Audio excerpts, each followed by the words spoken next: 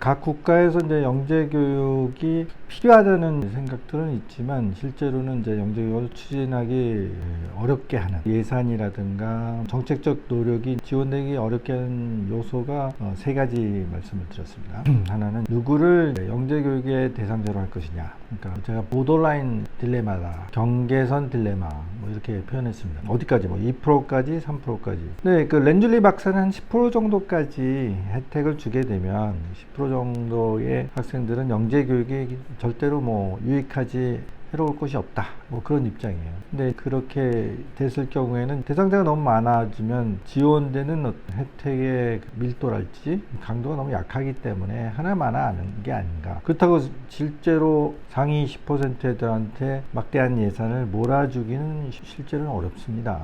그거는 그 두 번째 원인, 소위 엘리트주의에 대한 반감. 뭐 그 머리가 좋은 애들한테 더 지원을 하게 되면 평범한 아이들 혹은 다른 아이보다 지적 역량이 부족한 아이들에 대한 지원이 그만큼 줄어드는 게 아니냐. 그렇다면 그런 편차를, 불평등을 더 심화시키는 거 아니냐. 잘난 애들만 더 잘 나가게 하는 이런 거에 대한 반감이 있는 것이죠.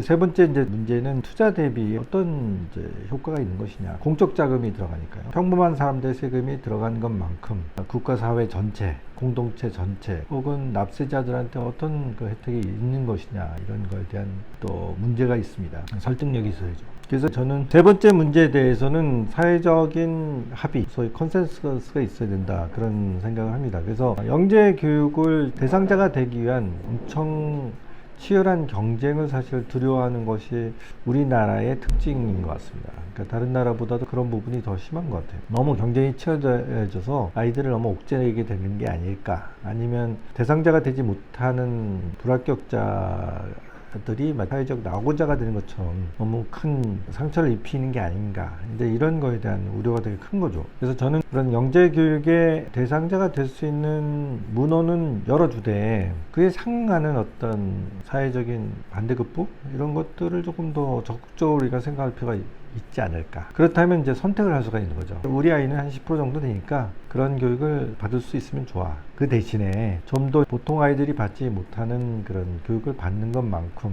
그에 상응하는 사회적 기여를 적정한 이제 수단을 거쳐서 만들어주면 되지 않을까.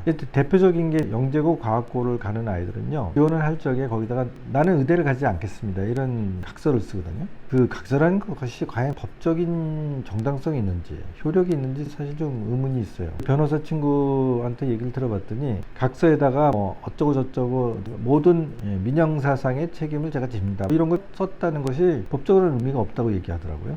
그런 법은 없다. 각서 한 장에다가 민형사상 책임을 다 진다고 해서 뭐 실제로 절대적으로 그 사람이 책임져야 된다는 것은 법적으로는 의미가 없다, 그렇게 얘기를 하더라고요. 따져봐야 된다는 거죠. 그렇게 썼다 하더라도 실제로 이 사람이 형사적인 뭐 민사적인 책임을 질만하면 지는 것이고, 그렇지 않고 단지 각서를 썼다는 이유만으로 무조건 처벌을 받거나 불이익을 받아야 되는 건 아니라고 얘기하더라고요. 근데 일종의 심리적인 압박을 하는 거죠. 마찬가지로 영재고 과학고 가는 아이들도 그런 각서를 쓰고 그런 서류를 제출하지 않은 아이들은 그 학교를 다니지 못할 테니까요. 그런 아이들은 의대를 못 가느냐? 꼭 그렇지는 않더라고요. 통계를 보면 한 10% 정도가 의대를 간대요. 이런 것도 어쩌면 아는 사람만 아는 정보기 때문에 이렇게 유튜브에다가 띄워 올리면 그것도 시시비비가 있을 수 있으나 그 데이터를 들여다본 분한테 들은 얘기니까 아마 맞겠죠. 대충 한 10% 정도. 물론 이제 학교에 따라 좀 차이가 있긴 하지만, 그러면 영재고 과학고에 입학하는 애들이 한 해 한 3,000명 되니까 한 300명 정도는 의대를 간다는 얘기죠. 그리고 실제로 전국의 의대 정원이 3,000명 정도 되니까 걔네들이 모든 의대의 자리를 뺏어가는 건 아니지만 어쨌든 그게 교육부나 아니면 교육 담당 국회의원 상임위에서 항상 문제거리가 돼서 의대에 진학하는 애들이 많으면 이제 그 학교 담당자들이 지적을 받는다고 얘기를 하더라고요. 그러면 이제 서류 심사를 위해서 제출한 서류에 쓴 각서가 전혀 효력이 없는 거냐? 뭐 그건 잘 모르겠습니다. 그거는 법적으로 따져봐야 될 일이긴 하지만 예를 들어서 그렇게 다니다가 중간에 자퇴를 하고 일반 인문계 고등학교를 가서 의대 진학하는 케이스도 있고요. 그 다음에 예를 들어서 학교에서 이제 선생님들이 추천서는 안 써주겠지만 정시로 뭐 시험을 보겠다, 아니면 뭐 재수를 하겠다, 뭐 반수를 하겠다, 이런 경우는 실제로 막을 수 있는 법적인 장치가 없는 것 같습니다. 그렇게 해가지고 꼭 의대를 가겠다면 할 수 없는 거죠. 물론 이제 대부분 그런 경우에 아이들이 원하기보다는 이제 부모가 그렇게 너 충분히 성적이 되니까 그렇게 하자, 그렇게 되는 게 아닐까, 뭐 저는 그렇게 짐작하고 있습니다. 아마도 국립대 의대는 가지 어렵지 않을까 싶어요. 아니면 서울에 있는 유명한 손에 꼽히는 그런 선호되는 대학에서는 교육부 눈치를 보지 않을까. 근데 뭐 지방 사립대학의 의대 뭐 이런 데는 뭐 사실은 수학 선생님, 과학 선생님의 추천서가 없다 하더라도 그 아이가 이제 우수한 아이면 뽑으려고 하지 않을까요? 뭐 어쨌든 재수를 하던 아니면 뭐 전학을 하던 뭐 그래서 한 10% 정도의 아이들은 가는 거로 알려져 있습니다. 그만큼 경쟁을 좀 완화시킨달까, 아니면 이렇게 이제 혜택을 받은 아이들이 사람들이 아주 선호하는 의과대학으로 진학하면 뭐 이건 불합리한 것 같아, 아니면 쟤네들이 다 모든 혜택을 독식해, 좋은 교육도 받고 원하는 학과도 선택해, 뭐 이런 거에 대한 제동장치랄까, 뭐 그렇게 작동하는 것 같습니다. 저는 그런 식의 접근 방법보다는 오히려 예를 들어서 의과대학에서도 실제로는 소위 임상이 있고 기초의학이 있습니다. 그러니까 말하자면 임상은 이제 환자를 돌보는 의사가 되는 그런 커리어 패스가 있고요. 근데 기초의학과 같은 경우에는 환자를 돌보는 일은 그건 이제 임상 의사들이 하는 거고, 그야말로 병의 원인, 치료법 개발, 약 개발, 뭐 아니면 진단 기술의 개발, 아니면 병원을 일으키는 병원군에 대한 학술적인 연구 활동, 뭐 그런 것을 하는 기초의학 박사도 있습니다.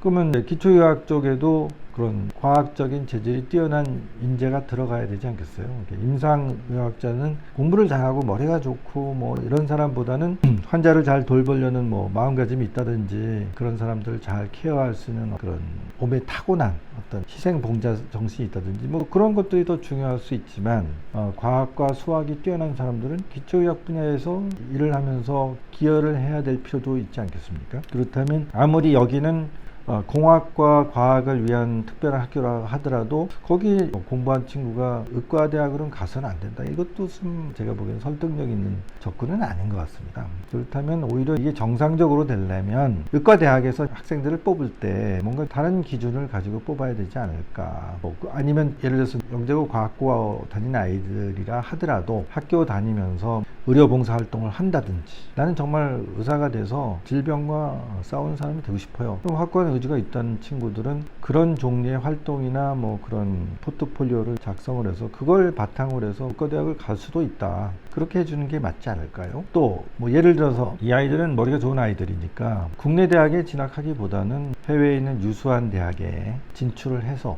고등학교 시절 일반적인 고등학교의 커리큘럼은 충분히 뭐 1학년 혹은 2학년 1학기 정도면 다 소화가 되니 1년 정도는 교환학생을 갔다 와서 다른 언어권, 유럽도 좋고 북미 쪽도 좋고 경우에 따라서는 아시아권도 좋고 그런 곳에 가서 교환학생을 다녀와서 그 나라 언어로도 그 나라의 뭐 고등학생들이 가지고 있는 정도의 학력을 획득을 해서 대학도 뭐그 외국에서 다니는 어떤 그런 식의 가능성 혹은 자기의 그 경력을 발전시킬 수 있는 루트를 적극적으로 열어준다든가, 뭐 경우에 따라서는 이제 뭐 북미 쪽은 워낙 뭐 대학 등록금이 높은 편이니까 그 대신에 이제 외국에 가서 좀 고생스럽게 공부하는 친구들에 대해서는 뭐 지원을 해준다든지, 하지만 당연히 그럴 만한 능력과 뭐 자질을 갖춘 친구들한테 기회를 열어준다든지 그런 적극적인 정책을 열어준다면 그런 사회적 공적 예산을 투입한 것에 대비하여 국가의 경쟁력을 키우는데 혹은 좀 더 우리나라가 국제적으로 더 많은 네트워크를 확보하는데